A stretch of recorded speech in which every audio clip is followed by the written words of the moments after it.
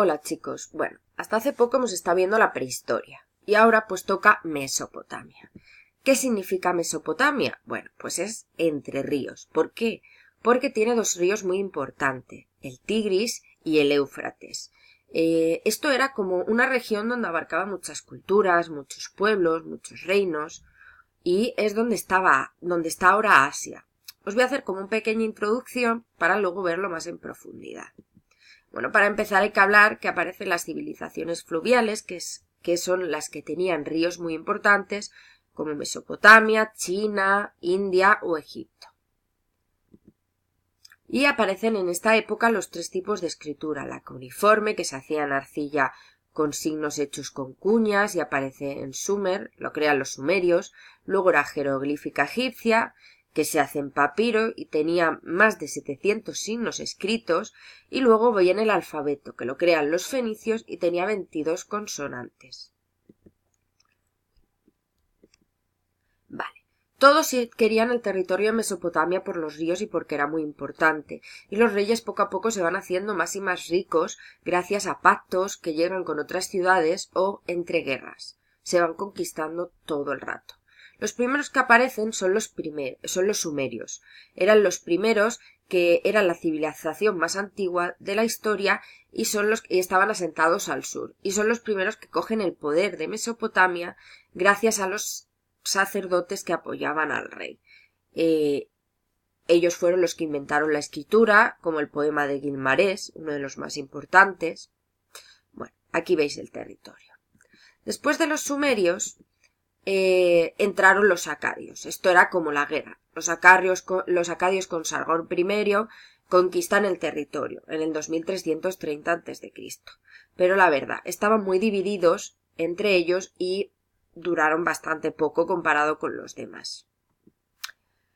Y viene Babilonia, que vosotros conoceréis la Torre de Babel. Bueno, pues esto era un pueblo que en 1800 a.C. Fundó un gran imperio, era muy sólido y derrotaron a los acadios, con el rey sobre todo Hammurabi. Y este rey es súper importante porque gracias a él se creó la primera ley escrita, que se llamaba el Código Hammurabi. Babilonia duró bastante más tiempo, y era un territorio bastante más amplio que el de los acadios.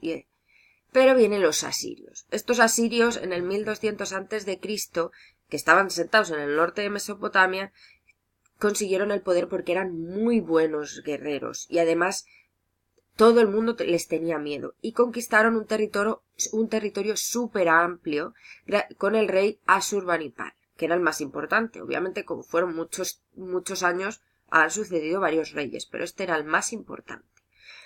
Se vivía en la ciudad de Asur, Nínive, y tenían muchas más riquezas y, como veréis en el mapa anterior que dimos, abarcaba muchísimo más territorio de Mesopotamia. Se quedaron con casi todo. Pero bueno, al final vinieron los persas, que con ellos acaba el periodo de Mesopotamia y les derrotaron, porque estaban mucho mejor organizados. ¿Y cómo era la población en Mesopotamia? Bueno, pues había un rey, que era el que tenía casi todo el poder. Luego venían los nobles, que eran los que hacían las guerras para el rey, y entonces disfrutaban de muchísimas cosas.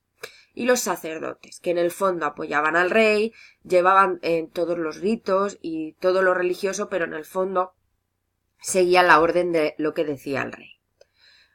Por debajo, pero también que tenían bastante importancia, eran los escribas y funcionarios. En esta época que ha aparecido la escritura era muy importante que se grabara todo, y gracias a ellos se podía conseguir, lo cual eran normalmente familia de nobles y disfrutaban de bastantes riquezas, privilegios y de pequeñas tierras. Luego están los campesinos, que eran los que se encargaban del campo de los nobles.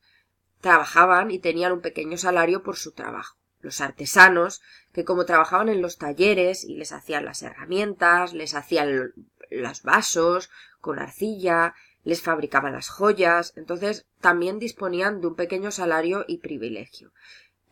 Los soldados, que ya no eran los nobles soldados dirigentes, sino los soldados de a pie, los que ayudaban a los nobles a las guerras y eran los que antes morían. Y bueno, las mujeres están ahí casi entre los esclavos, porque realmente las mujeres eran propiedad de los hombres. En esa época no tenían ni voz ni voto. Iban de un padre a un marido y no tenían potestad para nada. eran las que se encargaban de los hijos, de la cocina y de recolectar un poco en el huerto y poco más.